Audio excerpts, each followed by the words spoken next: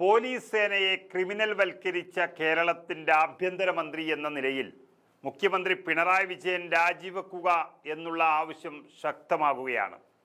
ഒന്നും രണ്ടുമല്ല, കേരളം മുഴുവൻ, അതായത് ഡിവൈഎഫ്ഐയും SFIയും അടക്കം പോലീസിനെതിരെ നിരന്തരം രംഗത്ത് വരുമ്പോഴാണ് അതിൻ്റെ മന്ത്രിയെങ്കിലും രാജിവെക്കണമെന്നൊരാവശ്യം ശക്തമാകുന്നത്. കുന്നംകുളത്ത് നമ്മൾ കണ്ടു, യൂത്ത് കോൺഗ്രസ് നേതാവിനെ മർദ്ദിച്ചത് പോലീസുകാരുടെ തോന്നിയാസമാണെന്നിരിക്കെയാണ് കേരള പോലീസിനെതിരെ അടിയന്തരമായി ഇപ്പോൾ കേരളം തന്നെ ഒന്നിച്ചത്. ഒരു പരാതിയുടെ ഭാഗമായി വന്ന യൂത്ത് കോൺഗ്രസിൻ്റെ മണ്ഡലം പ്രസിഡന്റിനെ ഒരു ദാക്ഷിണ്യവുമില്ലാതെ അതിക്രൂരമായി മർദ്ദിക്കുന്നത് കണ്ട് ലോക മലയാളികൾ മാത്രമല്ല സാധാരണ ജനങ്ങളെല്ലാം തരിച്ചു നിന്നുപോയി. സമാധാനം നടപ്പിലാക്കേണ്ടുന്ന പോലീസ് ഇങ്ങനെ ഒരു മനുഷ്യനെ കൊല്ലാൻ വേണ്ടി ശ്രമിക്കുന്നതായി ഒരു രംഗം കാണുമ്പോൾ തന്നെ അത് പിണറായി വിജയൻ്റെ കാലത്ത് മാത്രമാണെന്ന് കേരളം ചർച്ച ചെയ്തു തുടങ്ങിയിട്ടുണ്ട്. അത് ഇടതുപക്ഷത്തെയും CPMലെയും പലരും വന്ന് പരാതി നൽകാൻ തുടങ്ങിയിരിക്കുന്നു. ലോക്കൽ കമ്മിറ്റി അംഗം, SFI നേതാവ്, DYFI സെക്രട്ടറി എന്നിങ്ങനെ നിരവധി പേർ രംഗത്ത് വരികയും അത് കേരളം അറിഞ്ഞു തുടങ്ങിയതോടെ CPM അവരെ തടഞ്ഞ് പിൻവാങ്ങാൻ ആവശ്യപ്പെടുകയും ഒക്കെ ചെയ്യുന്നതിനിടെയാണ് ഇന്നലെ തൃശ്ശൂർ ജില്ലയിൽ തന്നെ പീച്ചി സ്റ്റേഷനിൽ നിന്ന് ഒരു ഞെട്ടിപ്പിക്കുന്ന പരാതിയും ദൃശ്യങ്ങളും പുറത്തു വന്നിരിക്കുന്നത്.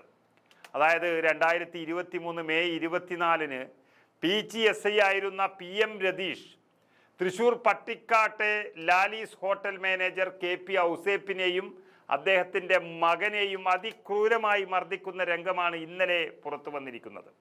ഹോട്ടലിൽ ഭക്ഷണം കഴിക്കാനെത്തിയ ഒരാൾ നൽകിയ വ്യാജ പരാതിക്ക് പിന്നാലെയായിരുന്നു ഈ മർദ്ദനം നടന്നത്. സംഭവത്തിൽ പരാതി നൽകാൻ ഔസേപ്പും ഡ്രൈവറും പോലീസ് സ്റ്റേഷനിൽ എത്തിയിരുന്നു. അപ്പോഴാണ് ചുമര് ചാരി നിർത്തി മർദ്ദനമുണ്ടായത്.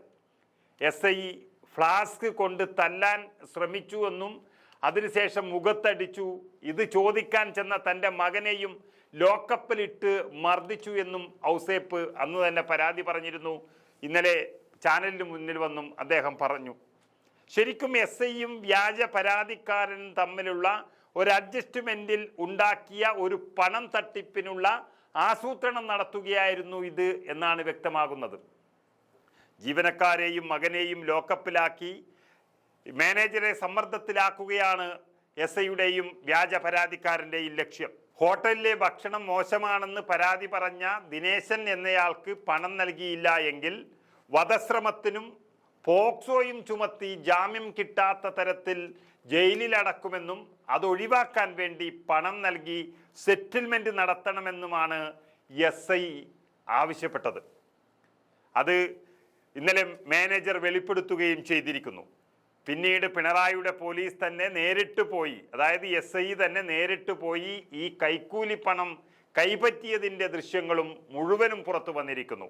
മർദ്ദിക്കുന്നതിൻ്റെയും അതിനുശേഷം ആസൂത്രണം നടത്തി വലിയൊരു തുക കൈപ്പറ്റുന്നതിൻ്റെയും ദൃശ്യങ്ങൾ പുറത്തു വന്നതോടെ പിണറായി വിജയൻ എന്ന ആഭ്യന്തരമന്ത്രി രാജിവെക്കുന്നതാണ് നല്ലത് എന്ന അഭിപ്രായം ഈ സംസ്ഥാനത്ത് അലയടിക്കുകയാണ്. പോലീസിനെ നിയന്ത്രിക്കാൻ കഴിയുന്നില്ല എന്ന് മാത്രമല്ല, ഒട്ടുമിക്ക പോലീസ് ഉദ്യോഗസ്ഥരും, എല്ലാവരെയും പറയുന്നില്ല എങ്കിലും ഒട്ടുമിക്ക പോലീസ് ഉദ്യോഗസ്ഥരും ക്രിമിനലുകളുടെ ബന്ധമുള്ളവരായി മാറിയിരിക്കുന്നു കേരളത്തിൽ. അങ്ങനെ ക്രിമിനലിസം കേരള പോലീസിൽ വ്യാപകമായി കൊണ്ടുവന്ന് അത് പ്രാവർത്തികമാക്കിയ പിണറായി വിജയൻ മുഖ്യമന്ത്രി സ്ഥാനത്ത് ഇനി ബാക്കിയുള്ള മാസം കടിച്ചു തൂങ്ങി നിൽക്കുകയാണെങ്കിലും ആഭ്യന്തര വകുപ്പെങ്കിലും ഒഴിയുന്നതാണ് നല്ലത്. അതാണിപ്പോൾ കേരളം എടുക്കുന്ന തീരുമാനം. അല്ലെങ്കിൽ ഏതു നിമിഷവും കേരളത്തിലെ സാധാരണ ജനങ്ങൾ ഇളകും എന്ന സൂചനയാണ് ലഭിച്ചുകൊണ്ടിരിക്കുന്നത്. അതിന് പുറത്തു വരുന്ന ഓരോ ദൃശ്യങ്ങളും അതിൻ്റെ സാധ്യത വർദ്ധിപ്പിക്കുകയാണ്. നമുക്ക് ഏറ്റവും ഒടുവിലത്തെ ഈ പീച്ചി സ്റ്റേഷനിൽ നടന്ന ദൃശ്യങ്ങൾ ഒന്ന് കണ്ടു നോക്കാം. മാനേജറെയും മകനെയും മർദ്ദിക്കുന്ന ദൃശ്യങ്ങളും ഒപ്പം പണം തൊഴുതു നിന്ന് വാങ്ങിപ്പോകുന്ന പോലീസ് ഏമാൻ്റെ ദൃശ്യങ്ങളും ഒക്കെ ഇതിൽ കാണാൻ കഴിയുന്നു. ഇത് തന്നെ പിണറായി പോലീസിൻ്റെ തൊഴിലായി മാറിയെന്ന് കേരളം പറഞ്ഞു നടക്കുമ്പോൾ ആഭ്യന്തരമന്ത്രിയെങ്കിലും ഒഴിഞ്ഞേ തീരൂ എന്നുള്ളതാണ് കേരളം ആവശ്യപ്പെടുന്നത്.